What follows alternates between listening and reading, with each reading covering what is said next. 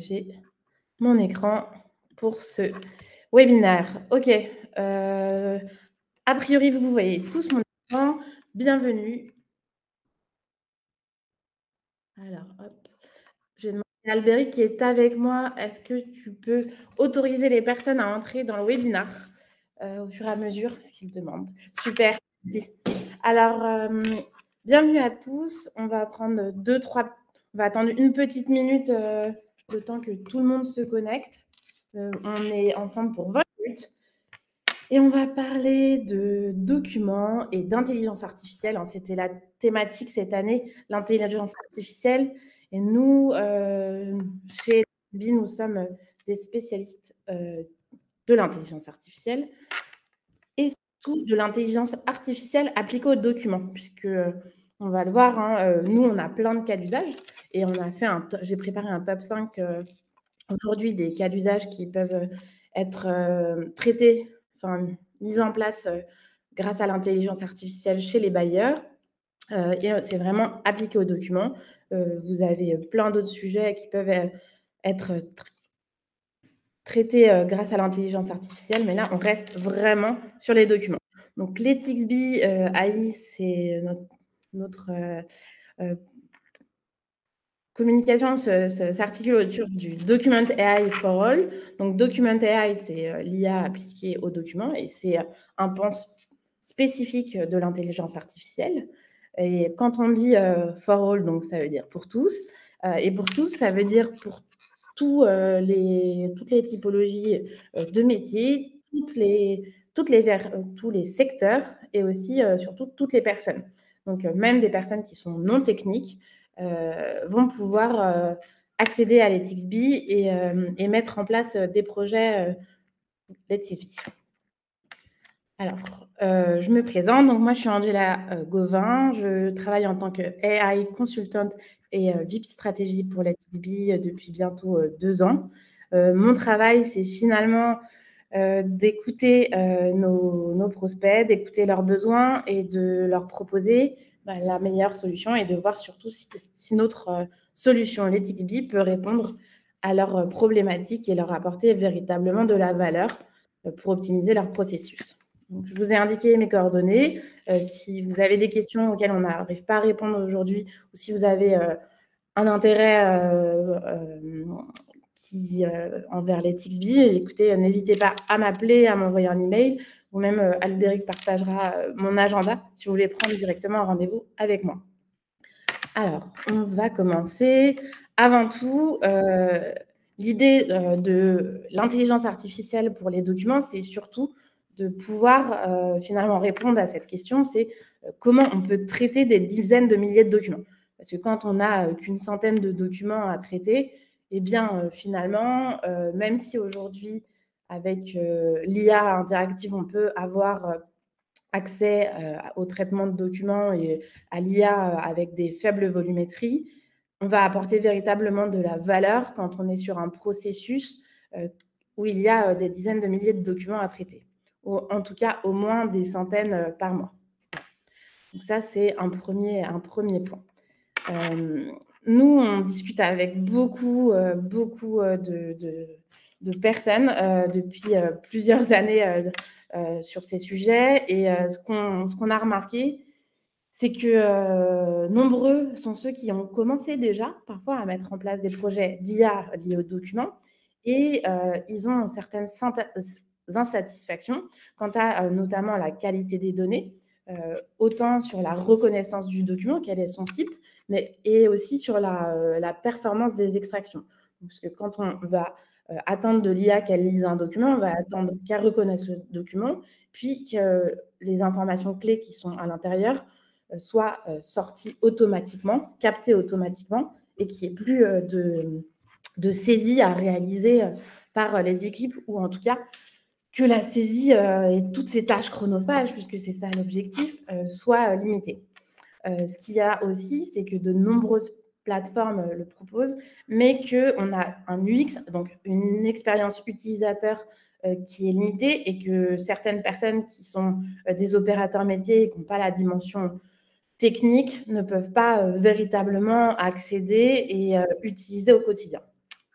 Et puis, il y a un point important qui pour nous, et on en a beaucoup parlé hier, je ne sais pas si vous étiez aux conférences, mais on parle, nous, de manque d'écoute, mais c'est surtout un problème de compréhension et de compréhension des cas d'usage, puisque l'IA, c'est bien, et c'est pour ça que le sujet aujourd'hui, c'est top 5 des cas d'usage. Il faut que ça s'applique à des cas d'usage. Et donc, les cas d'usage, ça passe par la compréhension des documents et des processus métiers. Alors, nous, avant tout, je vais vous présenter la solution parce que ça va vous permettre après de mieux comprendre ce qu'il y a derrière les cas d'usage et comment on a pu les traiter. Et donc, bien sûr, dans quelques minutes, on arrivera au top 5 des cas d'usage. Donc, LetsXB, c'est la première plateforme no-code qui permet de couvrir tous les besoins de traitement documentaire. Donc, quel que soit le type de document, quelle que soit sa forme, s'il change, la variété, en fait, c'est justement notre cœur de métier, savoir travailler sur des documents qui vont changer. Donc, même si vous avez par ailleurs, ultérieurement, en amont de cette conférence, vu ou testé des solutions, je vous invite éventuellement à prendre rendez-vous avec nous. On fait même des démos contextualisées, donc sur votre cas d'usage, avec vos documents, pour vous montrer à quel point on peut traiter tous les types de documents et tous les cas d'usage.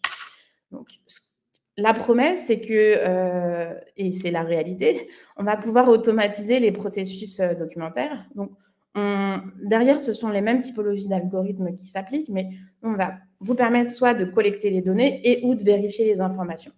Et à la fin du processus, donc une fois que les documents sont passés dans la machine LetsXB, ce que vous allez pouvoir obtenir, donc pour tous vos cas d'usage, et notamment ceux que nous allons voir ensuite, ce top 5, vous allez obtenir des documents qui vont être classés selon la nomenclature, donc en fonction des types, par dossier éventuellement. Ils vont être renommés, soit grâce aux informations qui étaient dans le document, ou même grâce à un matching d'informations avec des bases de données externes. On va voir comment ça s'applique, par exemple, notamment dans le cadre des documents qui sont envoyés par les locataires. Et puis, toutes ces données vont être centralisées,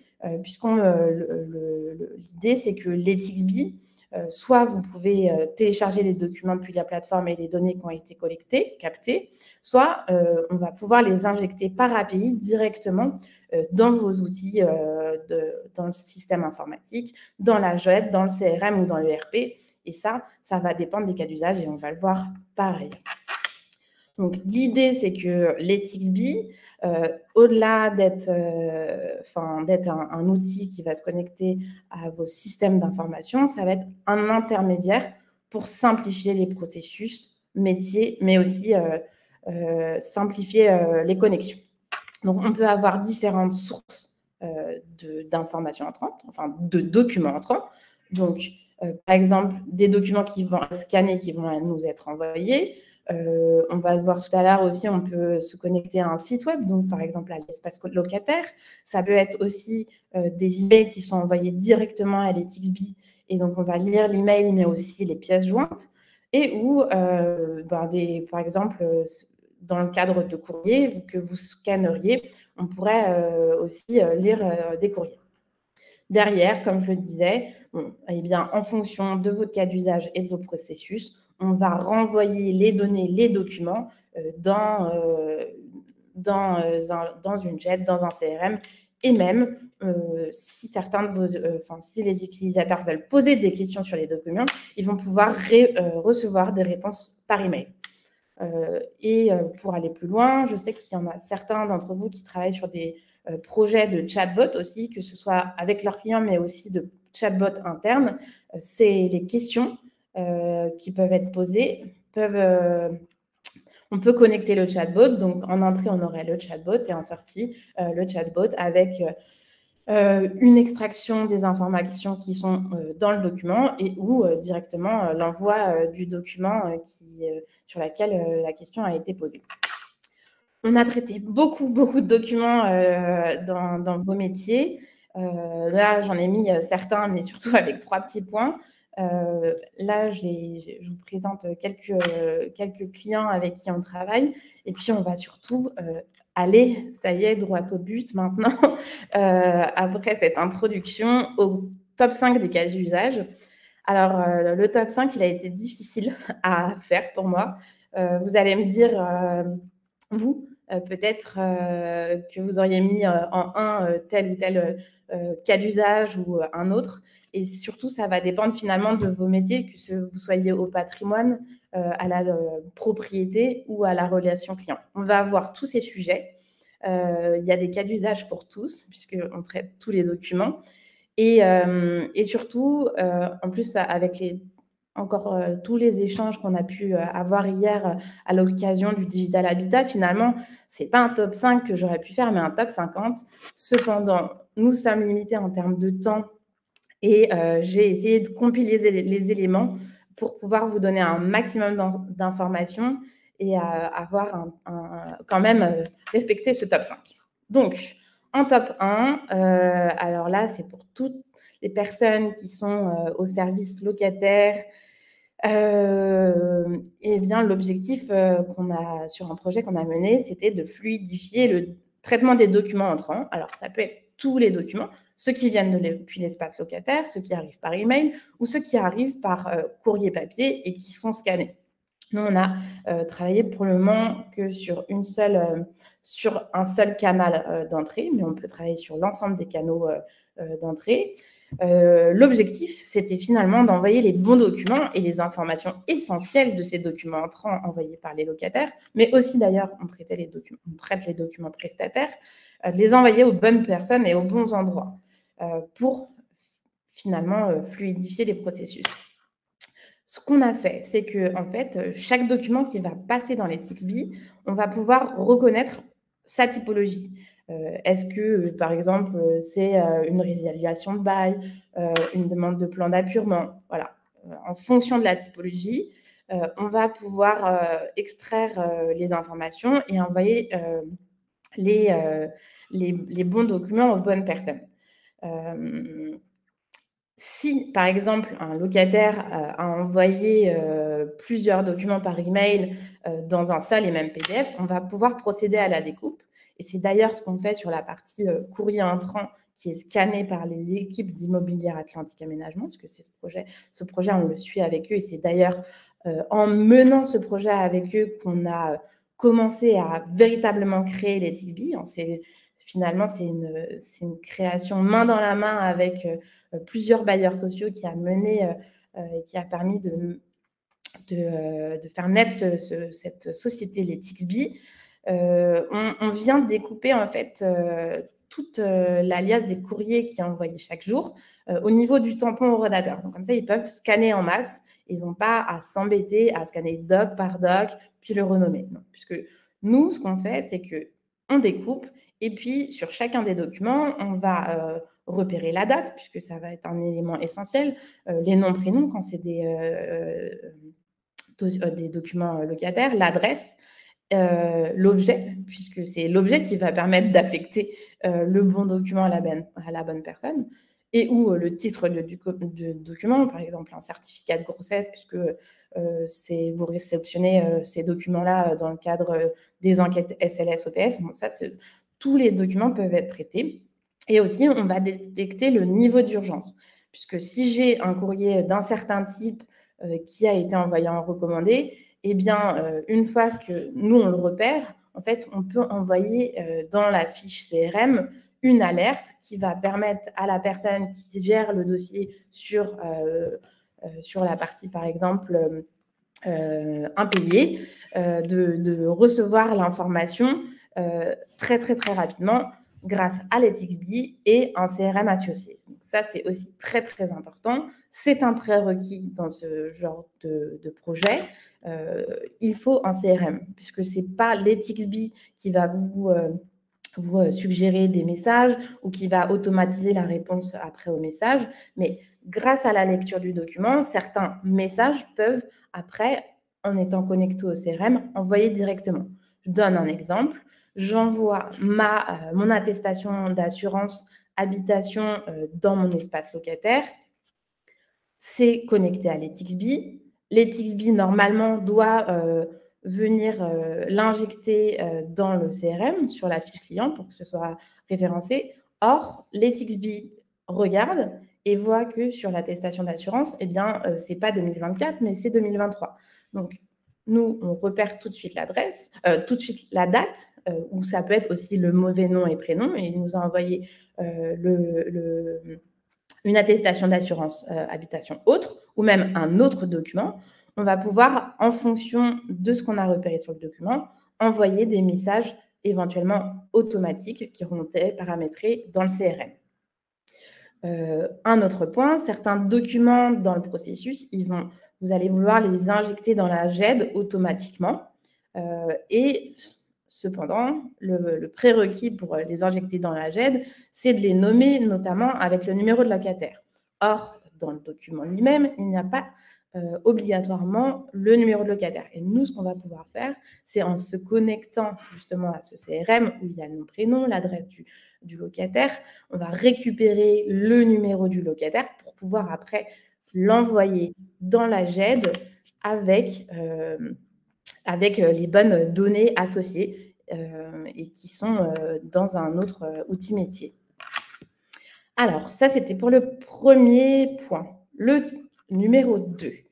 Le numéro 2, c'est lire les diagnostics et les rapports techniques pour mettre à jour les bases de données et faciliter le quotidien des équipes de maintenance notamment et de toutes les équipes techniques.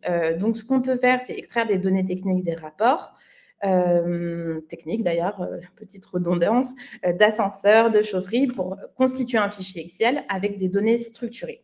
Soit un fichier Excel vous suffit, soit vous voulez les injecter dans le RP. Et donc là, on peut se connecter à votre ERP pour les envoyer automatiquement. On va aussi détecter, extraire le bon document dans une liasse. Je prends un exemple. J'ai une liasse qui est envoyée par mes équipes techniques avec plein de documents. On peut juste, par exemple, venir extraire le DPE et les informations qui sont nécessaires. Peu importe si j'ai 50 ou 100 pages ou 200 pages. Si c'est juste le DPE que je veux dans mon document PDF, on peut venir le détecter et l'extraire pour après le ranger en jet, faire ce qu'il y a à faire. Il nous reste 3 minutes et je suis qu'au top 2. Il va falloir que j'accélère. On va pouvoir remplir automatiquement aussi les DTA. Donc, finalement, là, on voit un autre cas d'usage puisque avec les nouvelles données des diagnostics amiantes qui sont collectées, on va pouvoir les réinjecter dans un autre document. Top 3 et 4, je les ai mis ensemble puisqu'on va, c'est un peu les mêmes documents qu'on va regarder, mais c'est pour accélérer le processus des dossiers de logement ou pour la vente de logement des acquéreurs. On va pouvoir lire les justificatifs et affecter, donc, quand c'est des demandes de logement, des dossiers de demande de logement, affecter les bons locataires potentiels au bon logement pour accélérer l'entrée dans le logement des nouveaux locataires. Et puis, on va aussi pouvoir dire est-ce que cet acheteur répond aux critères d'accessibilité au bien. Donc, on reconnaît encore une fois les différents types de documents, on extrait les bonnes informations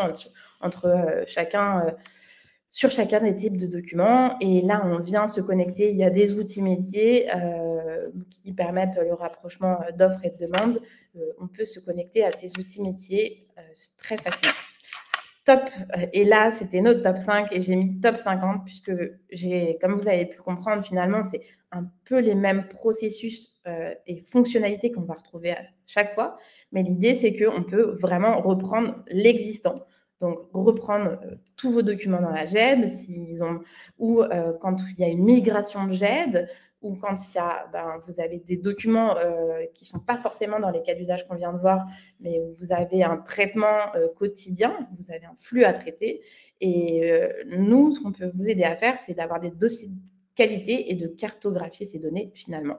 Donc, pour aller vers de l'excellence opérationnelle et une data de qualité. On va donc, encore une fois, reconnaître tous les documents et capter les informations clés et classer les documents par dossier en fonction de vos besoins dans tel ou tel outil métier. Donc, soit le résultat, vous sortez les informations sur Excel ou on importe les informations dans votre ERP et où les documents sont renommés à indexer en GED. Je reparle de GED, mais je précise le point puisque aussi beaucoup de nos clients, on va pouvoir se connecter au SharePoint, puisqu'on n'a pas forcément dans la réalité besoin de tout indexer en GED. On peut se connecter au SharePoint en entrée et en sortie. Donc, avec LetXB, on traite tous les documents. On peut les traiter très, très rapidement. C'est-à-dire qu'automatiquement, là, si demain, vous voulez travailler avec nous, on peut extraire plus de 50% des informations immédiatement. Et en fonction de la volumétrie de documents que vous avez et du cas d'usage, on peut vous garantir jusqu'à 95% de performance, voire plus, sur certains documents pour pouvoir automatiser à 100% le traitement de ces documents. Il est 14h, mais je vais prendre quand même une ou des questions s'il y en a. Vous pouvez me dire dans le chat si jamais il y en a. Mais écoutez, je n'ai pas de questions. N'hésitez pas en tout cas si vous voulez m'en parler. Albéric tout à l'heure a partagé le lien pour prendre rendez-vous avec moi directement sur HubSpot. Vous avez accès à mon agenda ou sinon vous pouvez m'appeler ou m'envoyer un email à Angela avec un J, attention, .gauvin@letxb.ai. À très bientôt.